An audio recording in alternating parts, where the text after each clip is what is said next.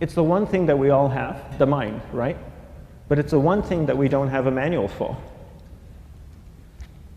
We buy a blender, we get a manual. Our iPhone comes with a manual.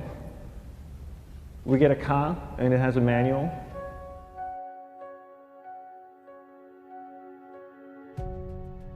Nobody teaches you how to use the mind. There's no manual for the mind.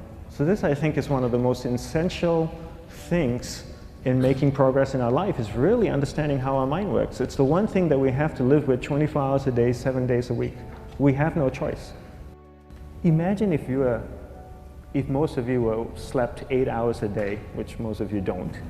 You slept and you were awake 16 hours a day. In the 16 hours you practice your awareness just randomly moving from one thing to another, to another, to another. All day practice being distracted.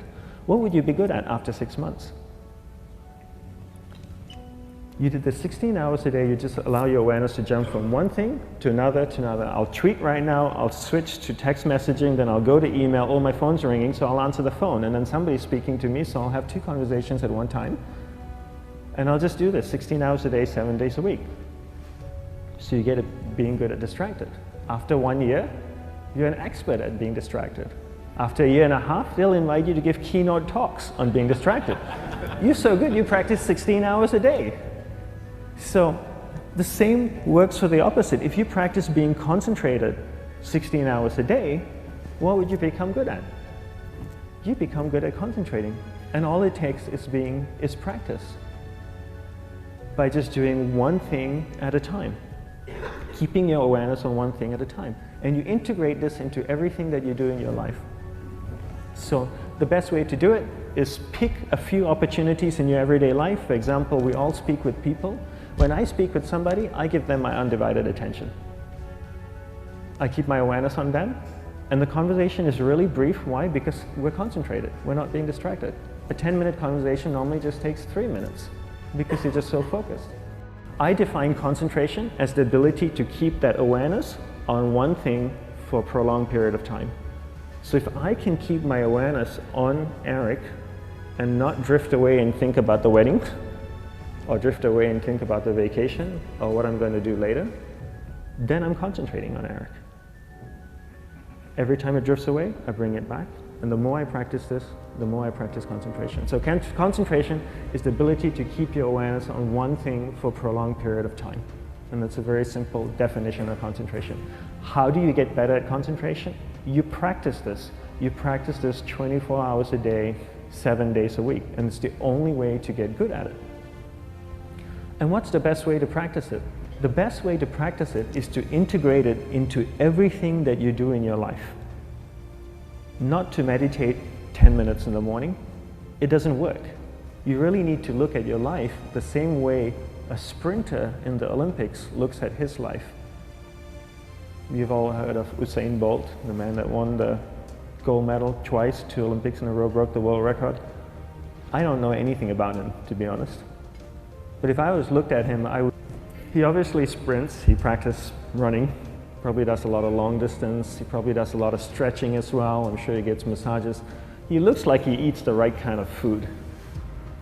Drinks the right amount of water, takes vitamins. His whole day is so disciplined. For what?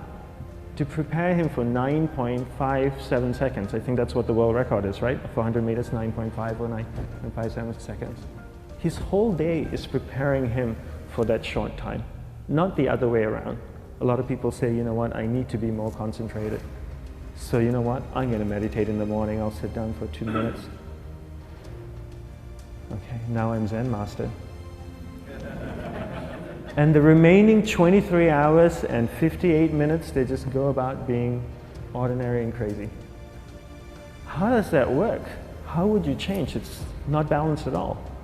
So if for 23 hours and 58 minutes you were not being concentrated, you allowed your awareness to jump from one thing in your mind to another thing, to another thing, to another thing, to another thing, in an uncontrolled way, what would you be good at? And out of a prolonged concentration comes the wonderful power of observation. You just become more observant, and when you become more observant, you see solutions quicker and you solve things quicker.